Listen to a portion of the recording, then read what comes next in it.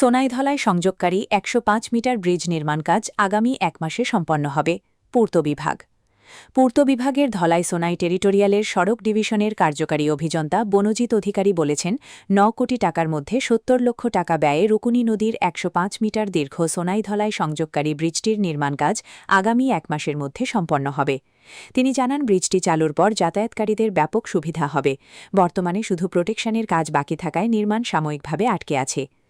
চিতালা জনসাধারণের চলাচলের স্বাচ্ছন্দ্যের জন্য ব্রিজে সোলার লাইটিং বসানো হবে বলে তিনি জানান। অধিকারী সোনাই কাবুগঞ্জ সড়কের বেহাল দশার কারণে দুর্ঘটনার ঝুঁকি নিয়ে দুঃখ প্রকাশ করেছেন এবং সড়কটি মেরামত করার প্রতিশ্রুতি দিয়েছেন। তিনি আরও অভিযোগ করেছেন যে কয়েকদিন আগে একজন অজানা সাংবাদিক অনুমতি নেওয়া ছাড়াই তার কাছে এসে প্রশ্ন ও ভিডিও রেকর্ড করা শুরু করে, যা সম্পূর্ণ অনৈতিক। রূপনী নদীৰ ওপৰত ব্ৰিজ নম্বৰ 1/1 এখন কানেকশ্যন কৰিব আপোনাৰ পালংঘাট, ইফালে যিমান জেগা এইফালে কানেকশ্যন কৰিব। টোটেল দৈৰ্ঘ্য হ'ল 105 মিটাৰ। আমি এইটো উইদিন 1 মাহৰ ভিতৰত আমি মানে অলৰেডি অ'পেন টু ট্ৰেফিকটো কৰিমেই উইদিন 5 ডেইজ। পেইণ্টিংটো কাম হ'লে আৰু অলপ প্ৰটেকশ্যনৰ কাম আছে, 1 মাহৰ ভিতৰত কাম শেষ কৰি দিম। চলাচল কৰিব আৰু টোটেল টকা আপোনাৰ টেণ্ডাৰ ভেলু আছে আপোনাৰ 9 কোটি 70 লাখ টকা। এইটো আপোনাৰ 23-24 কাম আৰু অলৰেডি 95% কাম কমপ্লিট। অলপ প্ৰটেকশ্যনৰ কাম আছে, এইখিনি আমি ভাবিছিলোঁ এইখিনি জিঅ' বেগ দিম বুলি। যিহেতু আজিকালি আপোনাৰ ষ্ট'নটো পোৱা দিগদাৰ হৈছে, আমি জিঅ' বেগে দি ধুনীয়াকৈ এটা মেইনটেইন কৰিম আৰু চলাৰ লাইট দিয়াৰ কথা ভাবিছোঁ। যিহেতু এইটো টাৰ্ণিং আছে, চলাৰ লাইট দিলে বস্তুটো পাব্লিকৰ কাৰণে এইটো ভাল। কিমান কেপাচিটি আছে? Load capacity 70 ton. 70 ton capacity, বহল আপোনাৰ 7.5 মিটাৰ, ডাবল লেন ব্ৰিজ হয়। 70 টন। আমি ইয়াত চাইনবোৰ্ড লগাই দিম যে এট এ টাইমে এখন ভেহিকুল মুভমেণ্ট কৰিব লাগে। চাপ'জ এখন গাড়ী 40 টন লৈ আহিল, 40 টন গাড়ী যদি আৰু সিফালৰ গাড়ী 40-80 টন হৈ যায়, তেতিয়া বিপদজনক অৱস্থা হয়। সেইকাৰণে আমি এইটো নটিচত লিখি দিম যে এইটো এবাৰত এখন গাড়ী পাৰ হ'ব লাগে। তাৰমানে একচুৱেলি চাওক, আমাৰ তাৰমানে 23 বছৰ চাকৰি হৈছে।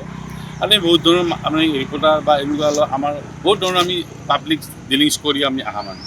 সেইদিনাখন মই ৰবিবাৰ আছিল, আচলতে ৰবিবাৰেতো কোনো মানুহ আচলতে বন্ধৰ দিন, তথাপি মই কামৰ স্বাৰ্থত সেইদিনাখন মই এই ব্ৰিজখনৰ ইনস্পেকশ্যন কৰিব আহিছিলোঁ যে ক'ৰবাত নাটবল চাটবল বাকী আছে নেকি।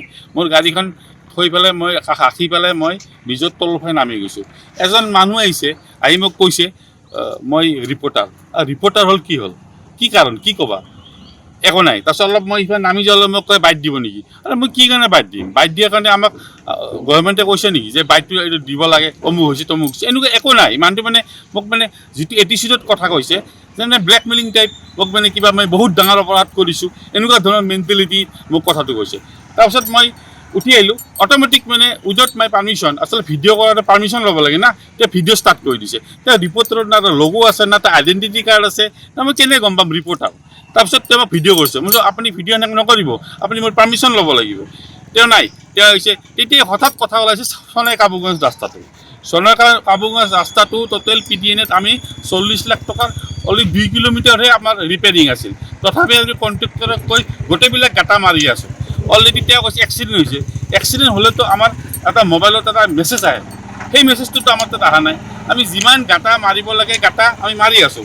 এক্সিডেণ্ট যদি ৰাস্তাৰ কাৰণে হোৱা নাই, তাতে হয়তো কোনোবাই ৰাছ ড্ৰাইভিং কৰি হেৰি কৰি নিজৰ ভুলৰ কাৰণত এক্সিডেণ্ট হ'ব পাৰে, আমাৰ ৰাস্তাৰ কাৰণেতো হোৱা নাই।